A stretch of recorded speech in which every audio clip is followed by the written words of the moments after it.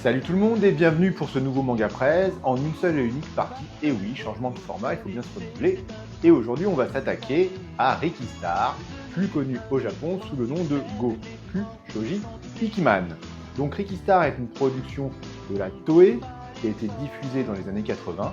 Elle compte 32 épisodes, c'est pas un gros succès, mais c'est pas grave, on va en parler quand même. Nous sommes donc en 2026.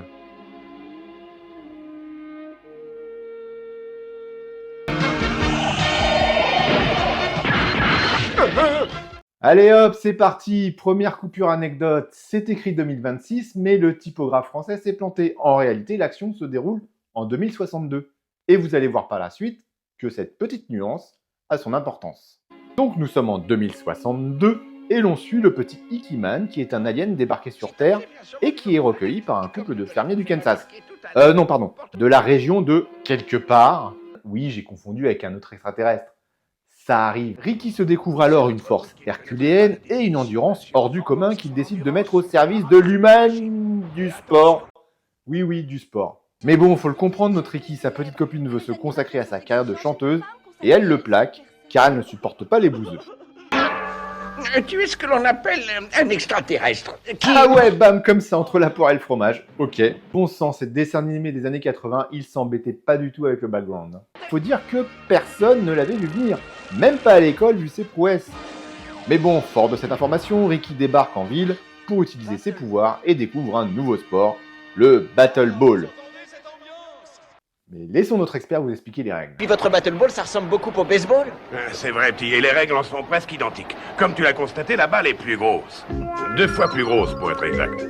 Le cœur de la balle de baseball est en bois, alors qu'au Battle Ball, il est en acier. Chaque joueur porte un écusson sur la poitrine, et lorsque l'adversaire le touche, il s'endort. Un peu d'eau sur le même écusson, il se réveille frais comme un gardon.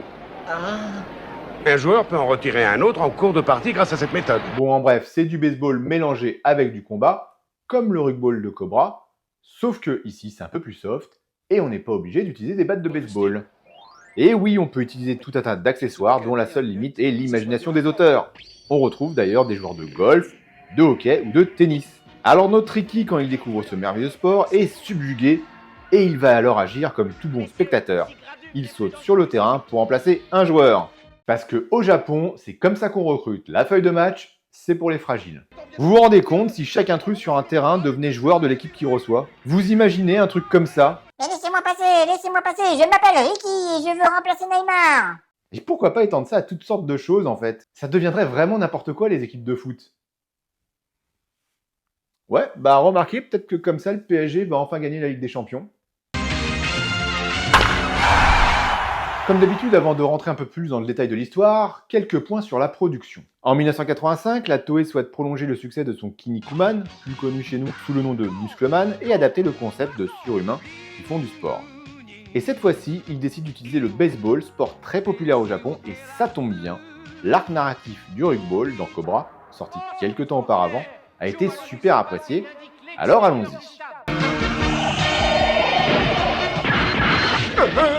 Allez, un petit peu de culture dans cette rétro, ça ne fait pas de mal. Sachez que l'équipe de communication de la Toei, lors du lancement du programme, faisait référence au philosophe Nietzsche, à qui l'on associe la définition du surhomme.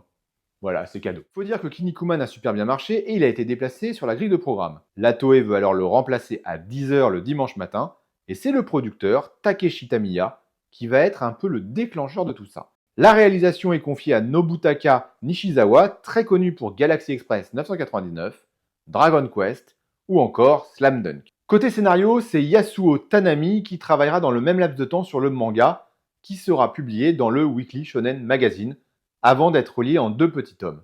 Mais ce que je retiens surtout de la série, c'est la musique. Écoutez ça.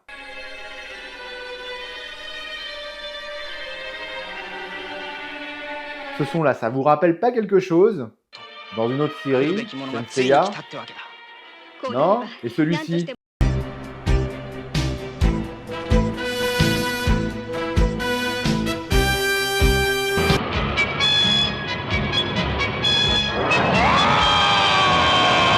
Ah, c'est encore plus flagrant, mais attendez, j'ai mieux. Début de chaque épisode, On rappelle l'épisode précédent, retenez bien ses premières notes. Salut, je m'appelle Ricky Superstar. Et oui, c'est les premières notes de la musique utilisées dans Senseiya dans la partie récapitulative. Et c'est normal, c'est Seiji Yokoyama qui est à la composition. Il a travaillé sur les deux œuvres à peu près à la même période, et on reconnaît bien son style. Ricky Star, c'était un tout petit peu avant. Il s'est fait les dents avant d'exceller sur Senseiya. Le générique original est super bien foutu, et entraînant, il donne tout de suite le ton.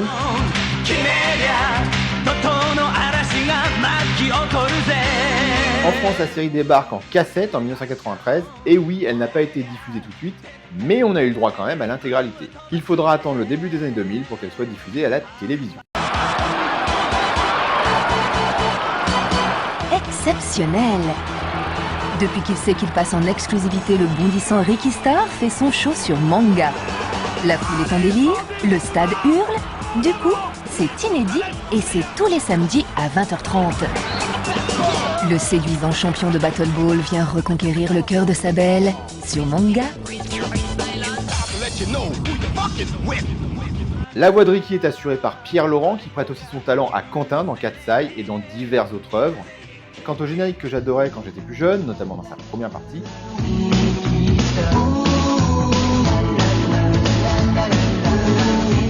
il est chanté par... je sais pas par qui en fait.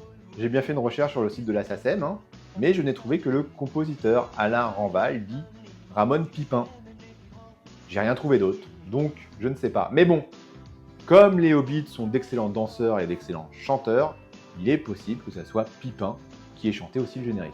Mais revenons sur l'histoire. Donc Ricky va intégrer l'équipe des Blue Planet qui affronte les vilains aliens de l'équipe Satanos dirigée par le terrible Satanoir. Bon sang, les traducteurs, il y a vraiment des fois, ils ne font aucun effort pour nous faire rêver. Satanoir. Mais bon, remarquez, en japonais, c'est Satano War. War, guerre. C'est pas forcément mieux. Bref, Satanoir est assisté par Dracula. Ok, et il habite non pas sur la Lune, comme le grand stratégaire, mais sur la comète de Halley. Ce qui est certes bien plus stylé, vous en convenez, mais c'est beaucoup moins pratique pour faire des opérations sur la Terre quand on sait que la comète de Halley passe dans notre secteur tous les 75 ans. La comète de Halley, découverte par Edmond Halley en 1705, est sans doute la comète la plus célèbre. D'ailleurs, depuis décembre 2023, elle a amorcé son retour vers chez nous, prévu en 2061. Mais en 1986, date de son premier passage et date de sortie de l'animé, elle était à la mode et on estimait son retour aux alentours de 2062. Et comme notre animé du jour se passe dans le futur, vous comprenez pourquoi ce choix. Donc vous le voyez, rien à voir avec 2026 qui était annoncé au début, elle n'a pas du tout prévu de revenir par chez nous dans les années 2020. Oh punaise, mais t'en avances! Ouh, j'ai eu chaud!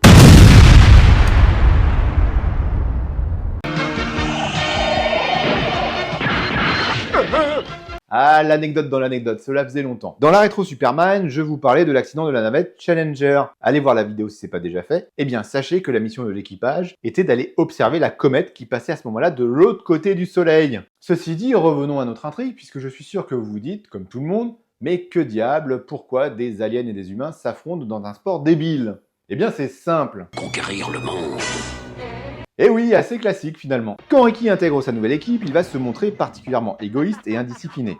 Il ne fait d'ailleurs que des âneries et manque de planter ses coéquipiers. Mais il va se révéler après s'être fait fracasser dans l'épisode 4.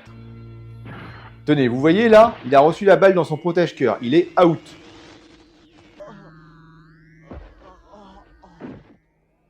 Ricky ne se relèvera pas, c'est impossible. Il a subi un grave traumatisme. Aucun homme ne résisterait à un tel choc. Qu'est-ce que vous dites? Vous avez dit dans l'épisode 1 qu'il suffisait de lui balancer de l'eau sur la tête pour qu'il retrouve ses esprits.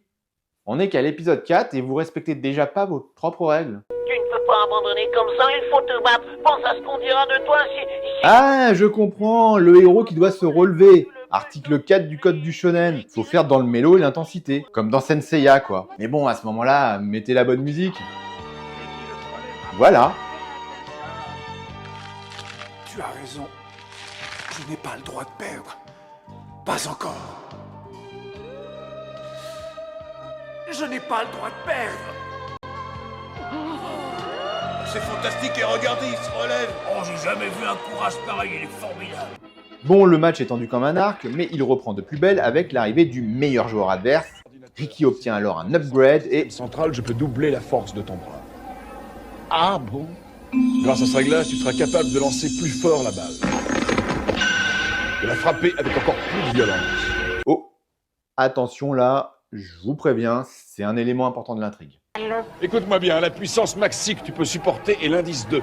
En doublant ta propre force... Ah ouais, quand même, c'est comme le Kaioken en fait. Il y a un bouton sur ton bras droit. Surtout, ne l'utilise jamais. Je sais pas vous, mais moi je parierais fortement qu'il va appuyer sur ce bouton. D'ailleurs, s'il faut surtout pas faire ça, pourquoi vous mettez un bouton? C'est écrit dans le code du shonen que le héros va appuyer dessus. Vous savez quoi? Je vais vous lire le code du shonen parce que je l'ai forcément, je l'ai acheté pour cette rétro. Mais bon, comme il faut que j'explique tout, code du shonen, si vous ne l'avez pas, courez l'acheter, édition 2024 chez Dallouz. Alors, code du shonen, c'est l'article, me semble-t-il, 117. Voilà, le voici.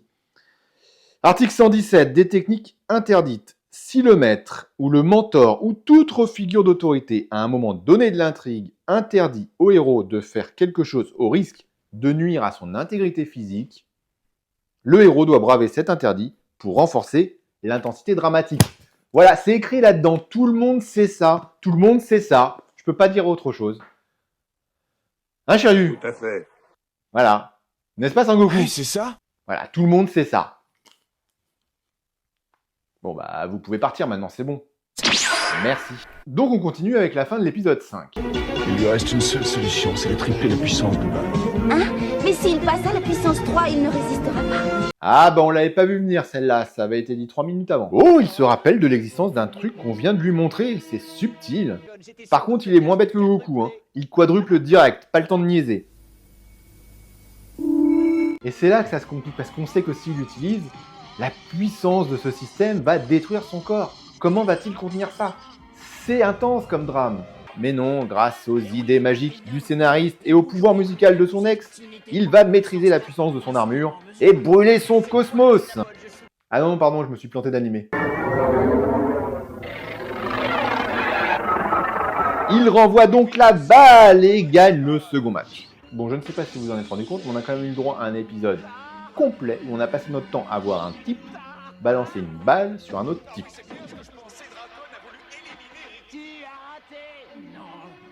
J'ai pas de mots. Mais c'est ça la magie de Ricky Star, faire d'un événement anodin un événement fantastique. Et donc le boss des vilains, forcément, il est pas content de cette défaite et il fait appel au chevalier du Verseau pour congeler le lanceur fautif dans un cercueil de glace. Durant le troisième match, les Blue Planets affrontent un nouveau joueur, Samson, particulièrement noble et qui fait un peu de tâche chez les méchants. Les Blue Planets prennent le dessus, mais Samson brûle alors son cosmos et les Satanos remportent le troisième match. Pour le quatrième match, Ricky s'entraîne pour maîtriser la foudre et puis Rambo débarque pour aider l'équipe. Oui, vous avez bien entendu. Rambo. Oui, parce que ce dessin animé part complètement en vrille. En fait, les Français ont remplacé la référence à Rambo par une référence à un poète français du 19e siècle. C'est pas le même univers. Et oui, parce qu'en japonais, c'est Ramboman. Et comme dans le film Rambo 2, on le sort de prison pour aider les gentils. Ah, je vous l'ai pas dit, hein, mais au royaume des références, on a aussi Son Tienku, qui est sans doute dérivé du roi des singes vu sa tronche, Sangoku. Alors je vous passe les détails de la série, elle est entièrement disponible sur YouTube, vous tapez Ricky Star et vous la trouverez facilement, mais je vais revenir sur quelques points importants de l'intrigue, attention, spoil. Donc Samson, le bel alien cool et ténébreux, a une maladie cardiaque, ce qui en fait le Roulian Rose de la série.